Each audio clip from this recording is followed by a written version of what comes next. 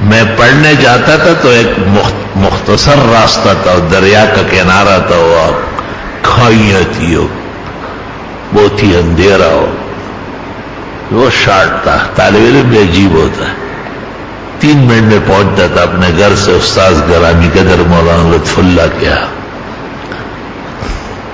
اور دوسرا راستہ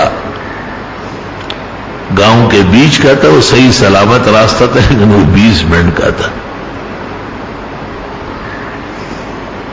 تو جب میں جاتا تھا وہ ویران راستے سے تو مجھے ایسا لگتا تھا کہ پیچھے سے میرا کوئی دوڑ رہا اور بالکل کندھے سے مجھے پکڑ رہا۔ تو میں نے والدہ کو کہا، والدہ صاحبہ نے کہا یہ آپ کے استاذ وہ دیوبند پاس ہے۔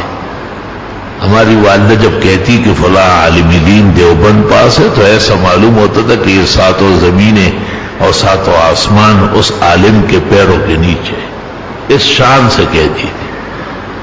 خون کے اندر ہماری سرشت میں میری والدہ کے اس جملے نے دیوبندیت رچا دی بالکل۔ ویرا خود دیوبند پاس راغلے کر دا خو باغت ویلواری دا خدا غمت صلی اللہ دا خود مگندا۔ میں نے حضرت اقدس حضرت الاستاذ کو ایک مناسب موقع پہ کہا کہ میں دریا کے کنارے آتا ہوں تو آپ کے یہاں تکبیر شروع ہو جاتی، میں جماعت پہ پہنچ جاتا، حالانکہ ایسا کبھی بھی نہیں ہوا، میں اذان کے ساتھ ہی جاتا تھا۔ مثال دی حضرت کو، تو حضرت نے پوچھا کہ گاؤں سے نہیں آ سکتے ہو؟ میں نے کہا حضرت بہت طویل راستہ ہے۔ حضرت کچھ دیر خاموش ہوئے اور اس کے بعد کہا بسم اللہ الذی لا یضر مع اسمہ شیء فی الارض ولا فی السماء وهو السمیع العلیم نکلنے سے پہلے 3 دفعہ پڑھ لو۔ حالانکہ میں پہلے سے پڑھتا تھا لیکن اللہ کا فضل و احسان تھا کہ ایسا گستاخ اور بے ادب نہیں تھا کہ استاذ کو کہا جی میں یہ تو پڑھتا ہوں، جیسے اس زمانے کے گستاخ بے ادب پیدا ہوئے۔ اب عمل دیں گے وہ کہے گا یہ تو میں کر ہی رہا ہوں، تو کر ہی رہا ہے تو یار کیا بیچ رہا ہے۔ میں چپ رہا اور میں نے شروع کر دیا۔ اب جو پڑھنے لگا تو طاقت اور تھی۔ وہ دن ہوا، آج کا دن ہوا، مخلوق کا خوف جانتا بھی نہیں کہ وہ ہوتی کیا ہے۔ ایک سینے میں ایک خوف جمع ہوتا ہے، وہ اللہ کا ہے، نہ جن کا ہو، نہ انس کا ہو، نہ دیو کا ہو، نہ پری کا ہو، نہ اپنے کا ہو، نہ پرائے کا۔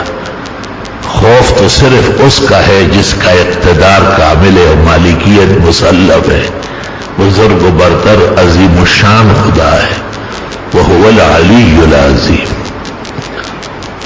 اس سے ڈرنا ضروری ہے۔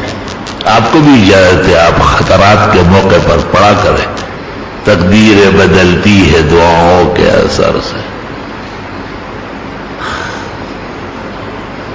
وَلِلدَّعْوَاتِ تَأْثِيرٌ بَلِيغٌ وَقَدْ يَنْفِيهِ أَصْحَابُ الضَّلَالِ۔ دعاؤں کا اثر مانا ہوا ہے، نہ ماننے والے بدترین گمراہ اور بے دین لوگ ہیں۔